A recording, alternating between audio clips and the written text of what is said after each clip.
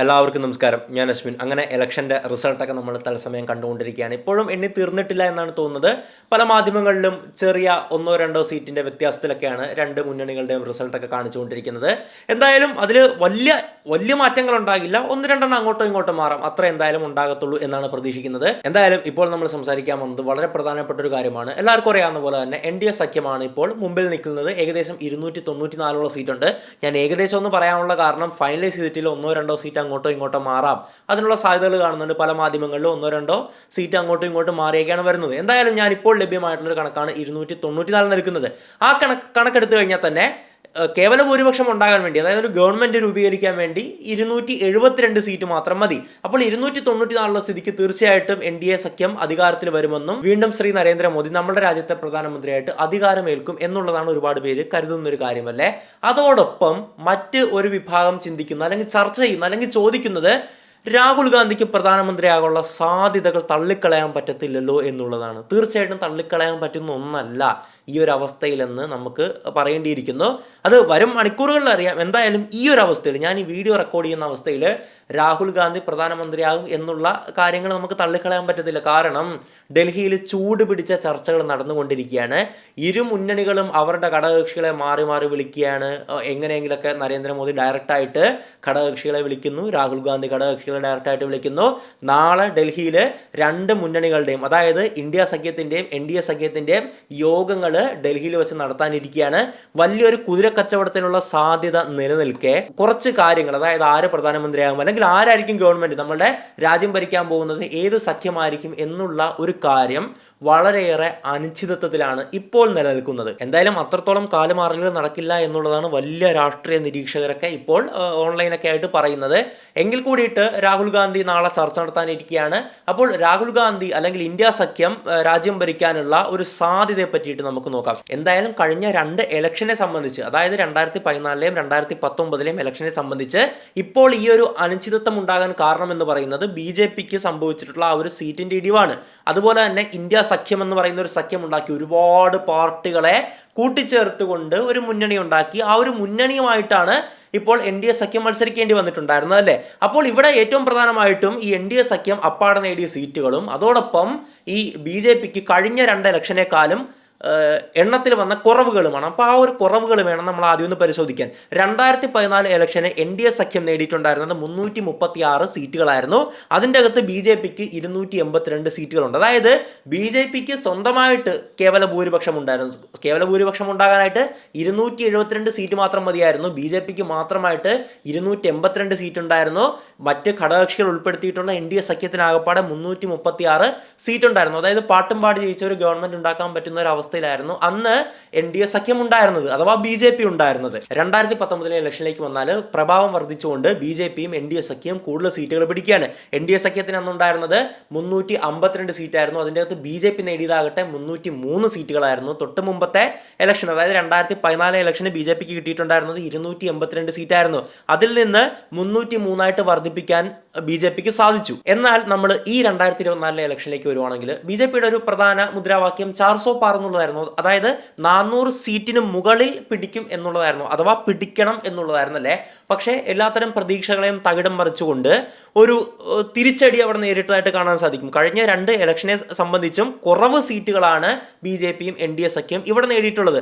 അതിനു മുമ്പത്തെ വാജ്പേയിയുടെ സീറ്റുകൾ എടുത്തു നോക്കുകയാണെങ്കിൽ കമ്പാരിറ്റീവ്ലി കൂടുതലായിരിക്കും. ഞാൻ പറഞ്ഞത് 2014 2019 ഇലക്ഷൻ മാത്രമാണെന്ന് ഓർമ്മിപ്പിക്കുകയാണ്. NDA സഖ്യം നിലവിലെ റിപ്പോർട്ടുകൾ പ്രകാരം 294 സീറ്റുകളിലാണ് ലീഡുള്ളത്. അത് 203 ചില മാധ്യമങ്ങൾ കാണിക്കുന്നുണ്ട്. ഞാൻ പറഞ്ഞ പോലെ ഒന്നോ രണ്ടോ സീറ്റോ അങ്ങോട്ടോ ഇങ്ങോട്ടോ മാറാം. ഇത് ഫൈനലൈസ് ചെയ്യുമ്പോഴേക്കും ദയവായി ക്ഷമിക്കുക. 294 സീറ്റാണ് NDA സഖ്യത്തിന് ആകപ്പാടെയുള്ളത്. അതിൻ്റെ അകത്ത് BJPയുടെ സീറ്റാകട്ടെ 240 2019 ഇലക്ഷന് BJPക്ക് 303 സീറ്റും NDA സഖ്യത്തിന് 352 സീറ്റും ഉണ്ടായിരുന്ന സ്ഥാനത്താണ് 240ലേക്കും 294ലേക്കും പോയിട്ടുള്ളത്. ഗവൺമെന്റ് രൂപീകരിക്കാനായിട്ട് 272 സീറ്റ് മതി. 294 സീറ്റ് ഉണ്ടല്ലോ, പിന്നെ എന്താണ് പ്രശ്നമെന്നല്ലേ.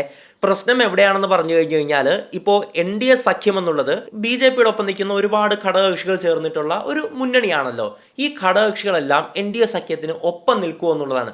അവർ കാല് മാറിക്കഴിഞ്ഞു കഴിഞ്ഞാൽ, ഒരു പക്ഷേ നാളെ പറയുകയാണ് ഞങ്ങൾ ഇന്ത്യ സഖ്യത്തിൻ്റെ ഒപ്പം പോവുകയാണെന്ന് പറഞ്ഞു കഴിഞ്ഞു കഴിഞ്ഞാൽ പ്രശ്നമാകും. അതായത് BJPക്ക് അധികാരം കിട്ടില്ല, മറിച്ച് ഇന്ത്യ സഖ്യത്തിലേക്ക് അധികാരം പോകും. ഇവിടെയാണ് ഈ ഒരു കാര്യമാണ് നമ്മൾ പ്രധാനമായിട്ടും ചർച്ച ചെയ്യേണ്ടത്. ഇവിടെ ഇന്ത്യ സഖ്യത്തിന് 235 സീറ്റുകളാണുള്ളത്. ഞാൻ വീണ്ടും ഓർമ്മിപ്പിക്കുകയാണ്, അങ്ങോട്ടോ ഇങ്ങോട്ടോ മാറാൻ കേട്ടോ, അത് ഫൈനലൈസ് ചെയ്തിട്ടുള്ള റിസൾട്ട് വരാൻ ദയവായി ക്ഷമിക്കുക. അപ്പോൾ ഈ ഒരു ഇന്ത്യ സഖ്യത്തിന് NDA സഖ്യത്തിലുള്ള ഘടകകക്ഷികളെ അടർത്തിയെടുത്ത് തങ്ങളോടൊപ്പം ചേർക്കാൻ പറ്റിക്കഴിഞ്ഞു കഴിഞ്ഞാൽ ഈ ഇന്ത്യ സഖ്യത്തിന് ഒരു ഗവൺമെൻറ് രൂപീകരിക്കാനായിട്ട് സാധിക്കും, നിയമപരമായിട്ട് സാധിക്കും. അപ്പോൾ അത് പെട്ടെന്ന് പറ്റുമോ നോക്കിക്കഴിഞ്ഞു കഴിഞ്ഞാൽ, അല്ലെങ്കിൽ ആരെ അടർത്തിയെടുക്കാൻ പറ്റുമോ നോക്കിക്കഴിഞ്ഞു കഴിഞ്ഞാൽ അതിൻ്റെ ഉത്തരമായിട്ടാണ് അവിടെ JDUവും TDPയും ഉള്ളത്. JDU എന്ന് പറയുന്നത് നമ്മുടെ നിതീഷ് കുമാർ നയിക്കുന്ന പാർട്ടി, TDP എന്ന് പറയുന്നത് ചന്ദ്രബാബു നായിഡു നയിക്കുന്ന പാർട്ടി. ഈ രണ്ട് പാർട്ടികൾക്കും ഒരു പ്രത്യേകതയുണ്ട്. എന്താണെന്നറിയാവോ? ഇവർ ചരിത്രം പരിശോധിക്കുവാണെങ്കിൽ ഏതെങ്കിലും ഒരു ഘട്ടത്തിൽ ഇവർ UPA സഖ്യത്തിൻ്റെ ഭാഗമായിരുന്നു. UPA സഖ്യമാണ് പണ്ട് നമ്മളെ മൻമോഹൻ സിംഗിൻ്റെ കാലത്തൊക്കെ രാജ്യം ഭരിച്ച ആ ഒരു സഖ്യം എന്നുള്ളതല്ലേ. കഴിഞ്ഞ വർഷം വരെ UPA സഖ്യത്തിലാണ് രാഹുൽ ഗാന്ധിയൊക്കെ മത്സരിച്ചിട്ടുണ്ടായിരുന്നത്. അന്ന് ഇന്ത്യ അലയൻസ് എന്ന് പറയുന്ന അലയൻസ് ഒന്നുമില്ല, നിങ്ങൾക്കറിയാലോ അല്ലേ. ഈ UPA സഖ്യത്തിൻ്റെ കോൺഗ്രസിനോടൊപ്പം ചേർന്ന് പ്രവർത്തിച്ച പാർട്ടികളാണ് ഈ രണ്ടുമെന്നുള്ളത്. അതോടൊപ്പം തന്നെ BJPയോടും ചേർന്ന് പ്രവർത്തിച്ചിട്ടുണ്ട്. ഇവിടെ JDUവിൻ്റെ കാര്യം നോക്കുവാണെങ്കിൽ BJP ആയിട്ട് ചേർന്നാണ് പണ്ട് സഖ്യം ഉണ്ടാക്കിയിട്ട് നിതീഷ് കുമാർ ബീഹാറിലെ മുഖ്യമന്ത്രിയാകുന്നത്. പിന്നീട് ആ ഒരു സഖ്യം വിടുകയാണ്, രാജിവെക്കുകയാണ്, CPIയുമായിട്ട് ചേർന്ന് സഖ്യമുണ്ടാക്കിയാണ്, മത്സരിക്കുകയാണ്, തോക്കുകയാണ്, പിന്നീട് ഒരു വിശ്വാസ വോട്ടെടുപ്പിലൂടെ വീണ്ടും മുഖ്യമന്ത്രിയാകുകയാണ്. അങ്ങനെ ചരിത്രം പരിശോധിക്കുകയാണെങ്കിൽ ഈ രണ്ട് പാർട്ടികളും ഒരുപാട് സഖ്യത്തിൻ്റെ ഒപ്പം മാറി മറിഞ്ഞും ഒക്കെ പ്രവർത്തിച്ചിട്ടുണ്ട്. അപ്പോൾ നോക്കുവാണെങ്കിൽ BJPയുടെ ഒപ്പം ഇവർ പ്രവർത്തിച്ചിട്ടുണ്ട്. പക്ഷേ ഒരു കാലത്ത് UPAയുടെ ഭാഗം കൂടിയായിരുന്നു ഇവരെന്ന് മനസ്സിലാക്കുക. ഇനി ഇവർ എത്ര സീറ്റുകളാണ് ഈ ഇലക്ഷന് നേടിയിട്ടുള്ളത് നോക്കുവാണെങ്കിൽ JDU 12 സീറ്റും TDP 16 സീറ്റുമാണ്. രണ്ടും കൂടെ കൂട്ടിക്കഴിഞ്ഞ് കഴിഞ്ഞാൽ 28 സീറ്റോളം വരുമല്ലേ. ഇവിടെ നമ്മളുടെ ഇന്ത്യ സഖ്യത്തിനുള്ള സീറ്റ് എന്ന് പറയുന്നത് 235 സീറ്റാണ്. അപ്പോൾ അവർക്ക് കേവല ഭൂരിപക്ഷമായിട്ടുള്ള 272 എത്താൻ വേണ്ടിയിട്ട് അവർക്ക് വേണ്ടത് 37 സീറ്റുകൾ കൂടെ മതിയല്ലേ.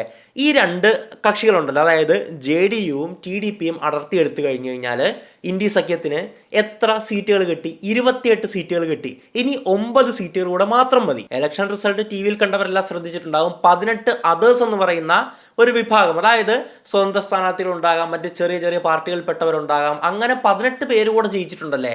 ഈ 18 പേര് ഇന്ന് ഒരു 9 പേരെ കൂടെ ഇങ്ങോട്ട് ക്യാൻവാസ് ചെയ്ത്, ക്യാൻവാസ് എന്നല്ല ഇവിടെ ഉപയോഗിക്കുന്നത്, കുതിരക്കച്ചവടം എന്നാണ് രാഷ്ട്രീയത്തിൽ ആ വാക്ക് പകരമായിട്ട് വരുന്നതല്ലേ. കുതിരക്കച്ചവടം നടത്തി ഈ JDUവിനെയും TDPയും അതോടൊപ്പം ഈ 18 പേരിൽ നിന്ന് 9 പേരെ കൂടെ തങ്ങളോടൊപ്പം ചേർക്കാൻ കഴിഞ്ഞു കഴിഞ്ഞാൽ ഇന്ത്യ സഖ്യത്തിന് ഗവൺമെൻറ് ഫോം ചെയ്യാൻ പറ്റും. അതായത് ഈ 28 സീറ്റ് NDAന്ന് പോവുകയും ചെയ്തു. 28 സീറ്റ് NDAന്ന് പോകുമ്പോഴേക്കും അവർ 294 ആയിരുന്നല്ലോ, അതായത് 266 വരും. അവർക്ക് പ്രതിപക്ഷമാകാനേ സാധിക്കത്തുള്ളൂ. അങ്ങനെ ഇന്ത്യ സഖ്യത്തിന് ഒരു ഗവൺമെൻറ് രൂപീകരിക്കാനുള്ള സാധ്യതകളുണ്ട്. മാത്രമല്ല എടുത്തു പറയേണ്ട മറ്റൊരു പ്രത്യേകത എന്തെന്ന് പറഞ്ഞു കഴിഞ്ഞാൽ, നിതീഷ് കുമാർ നയിക്കുന്ന JDU എന്ന് പറയുന്ന 12 സീറ്റ് നേടിയിട്ടുള്ള ഒരു ഘടകകക്ഷിയെ പറ്റി പറഞ്ഞല്ലോ. ഇത് ഇലക്ഷന് മുമ്പ് അവസാന നിമിഷമാണ് ഈ ഇന്ത്യ സഖ്യത്തിൽ നിന്ന് വിട്ടു പോന്നിട്ടുണ്ടായിരുന്നത്. അപ്പോൾ അവർ തിരിച്ചു പോകാനൊക്കെയുള്ള സാധ്യതയുണ്ടോ എന്നൊക്കെയുള്ള വലിയ ചർച്ചകൾ നടത്തിയാണ്. ഇവിടെ എന്ന് പറഞ്ഞു കഴിഞ്ഞാൽ കുതിരക്കച്ചവടം എന്ന് പറയുമ്പോഴേക്കും ഇവിടെ ഓഫർ ചെയ്യുന്നത് വലിയ പൊസിഷൻസ് ആയിരിക്കും. അതായത് ക്യാബിനറ്റ് മന്ത്രിപദം, അല്ലെങ്കിൽ ആഭ്യന്തര മന്ത്രിയാക്കാം, മറ്റ് ഗതാഗത മന്ത്രിയാക്കാം, ഏറ്റവും വലിയ പൊസിഷൻ കൊടുക്കാം, അങ്ങനെയൊക്കെ പറഞ്ഞിട്ടുള്ള കുതിരക്കച്ചവടത്തിൻ്റെ മണിക്കൂറുകളാണ് നമ്മൾ ഇനി ഈ വരും മണിക്കൂറുകളിൽ നാളെയും ഒക്കെ ആയിട്ട് കാണാൻ പോകുന്നത്. ഈ ഒരു സംഭവത്തിന് ഒരു മറുവശം കൂടിയുണ്ട്. അതായത് JDUവും TDPയും ഈ മുന്നണി NDA മുന്നണി വിടാൻ സാധ്യതകൾ വളരെ കുറവാണ്. കാരണം അവർ JDU തന്നെയാണെങ്കിൽ ഇന്ത്യ സഖ്യത്തിൽ നിന്ന് ഏറ്റവും അവസാന നിമിഷമാണ് അവർ തെറ്റിപ്പിരിഞ്ഞ് ഇങ്ങോട്ട് പോകുന്നത്. പിന്നീടും അങ്ങോട്ട് പോകുന്നൊന്നും ആരും പ്രതീക്ഷിക്കുന്നില്ല. ഇനി അത്രത്തോളം വലിയ ട്വിസ്റ്റ് ആൻഡ് ടേൺസ് കിടന്നാലേ ഉള്ളൂ. രാഷ്ട്രീയമാണൊന്നും പറയാൻ പറ്റില്ല. സപ്പോസ് പോയില്ല എന്ന് വിചാരിക്കുക, ഇവിടെ സംഭവിക്കാൻ പോകുന്ന മറ്റൊരു കളികളുണ്ട്. അങ്ങനെ പോയില്ലെങ്കിൽ ഗവൺമെൻറ് രൂപീകരിക്കുന്നതായിരിക്കും NDA സഖ്യമായിരിക്കും, പ്രധാനമന്ത്രിയായിട്ട് നരേന്ദ്രമോദി വരികയും ചെയ്യും അല്ലേ. അപ്പോൾ ഇന്ത്യ സഖ്യം എന്ന് പറഞ്ഞ് എന്താണ്, ഒരുപാട് മുന്നണികൾ ചേർന്നിട്ടുള്ള ചെറിയ ചെറിയ പാർട്ടികളൊക്കെ ചേർന്ന് ഇങ്ങനെ കുഞ്ഞാക്കി വെച്ചിട്ടുള്ള വലിയൊരു സഖ്യമാണല്ലേ. അവിടെയുള്ളവരെ ക്യാൻവാസ് ചെയ്ത് ഇങ്ങോട്ടെത്തിക്കാൻ പറ്റും. കാരണം ഇന്ത്യ സഖ്യത്തിൽപ്പെട്ടിട്ടുള്ള ആൾക്കാർക്ക് അറിയാം, അവിടെ ഇരുന്ന് കഴിഞ്ഞ് കഴിഞ്ഞാൽ ഒപ്പോസിഷനായിട്ട്, അതായത് പ്രതിപക്ഷത്ത് 5 വർഷം ഇരിക്കണം, ഒരു MP എന്നുള്ള ലേബലിൽ മാത്രം ഇരിക്കണം. ആ ഒരു ചെറിയൊരു പാർട്ടി ഇപ്പോൾ ഒരു 4 സീറ്റ് നേടിയിട്ടുള്ള ഒരു പാർട്ടിയാണെന്ന് വയ്ക്കുക ഈ ഘടകകക്ഷിയിലുള്ളത്. അപ്പോൾ അതിൻ്റെ പ്രധാനപ്പെട്ട നേതാവിനെ ക്യാൻവാസ് ചെയ്താൽ മതി, ക്യാബിനറ്റ് മന്ത്രിപദം കൊടുക്കാം. നിങ്ങളുടെ പിള്ളേരും ബാക്കിയുള്ളവരൊക്കെ ഞങ്ങളുടെ കൂടെ കൂടിക്കും NDAയിലേക്ക് പോകുന്നെന്ന് പറഞ്ഞു കഴിഞ്ഞാൽ ആ 4 പേരും NDAയിലേക്ക് പോരും. 294 എന്നുള്ളത് 298 അങ്ങനെ എത്ര പേരെ ഇന്ത്യ സഖ്യത്തിൽ നിന്ന് വേണമെങ്കിലും NDA സർക്കാരിന് അടർത്തിയെടുക്കാൻ സാധിക്കും. ഞാൻ നേരത്തെ പറഞ്ഞ തന്ത്രം ഉപയോഗിച്ചുകൊണ്ട് തന്നെ. ആരൊക്കെ കാലുമാറും, ആരൊക്കെ കൂടെ നിൽക്കുമെന്ന് വരുന്ന ഏതാനും കുറച്ച് മണിക്കൂറുകൾക്കുള്ളിൽ തന്നെ നമുക്ക് അറിയാനായിട്ട് സാധിക്കും. മറ്റൊരു കാര്യം പറയുവാണെങ്കിൽ ഇവിടെ തുറുപ്പ് ചീട്ടിരിക്കുന്നത് നിതീഷ് കുമാറിൻ്റെ കയ്യിലും ചന്ദ്രബാബു നായിഡുവിൻ്റെ കയ്യിലുമാണ്. അവർ പറയുന്നതായിരിക്കും ഈ ഒരു മന്ത്രിസഭയുടെ ഫോർമേഷൻ. അവരുടെ കക്ഷികളിൽ ആരെയൊക്കെ മന്ത്രിയാക്കണമെന്ന് അവർ തീരുമാനിക്കും. ആഭ്യന്തരം കൊടുക്കണമെന്ന് പറഞ്ഞു കഴിഞ്ഞാൽ കൊടുക്കേണ്ടി വരും BJPക്ക്. കാരണം അവരില്ലാതെ ഇത് ശക്തമായിട്ട് മുമ്പോട്ട് കൊണ്ടുപോകാനായിട്ട് അല്ലെങ്കിൽ ഈ ഒരു ഗവൺമെൻറ് ഫോം ചെയ്യാനായിട്ട് BJPക്ക് സാധിക്കില്ല.